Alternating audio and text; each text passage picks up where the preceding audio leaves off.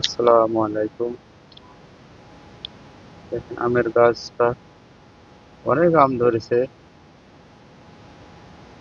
ধরছে একদিনের রোদ হয়েছিল খুবই। একদিন পানি দিয়ে দেওয়া হয়েছিল না, শুক্রবারের দিন। আমের গাছগুলা দেখেন আম সহ রোদে শুকিয়ে গেছে একবারে, একদম শুকিয়ে গেছে। এতে আমার কফিল আমার মাসের বেতন থেকে বেতন কাটবো তাই বলছে। এই জন্য আজ আমি বেলা 8টা 8:30টার সময়তে এটা শুরু করছি কাজ। খুঁটি গাড়ছি, নিচে খুঁটি গাড়ি, উপরে একটা নেট আছে, প্লাস্টিকের নেট। নেটটা দেওয়ার চেষ্টা করছি। দেখেন, নেট যদি দেওয়া থাকতো, আগে থাকতে আমাকে বলছিল 1 মাস আগে, আমি দিয়ে দিতাম। আগে থাকতে দেওয়া থাকলে আজ গাছটা এরকম হয়ে আমগুলো নষ্ট হয়ে যেত না।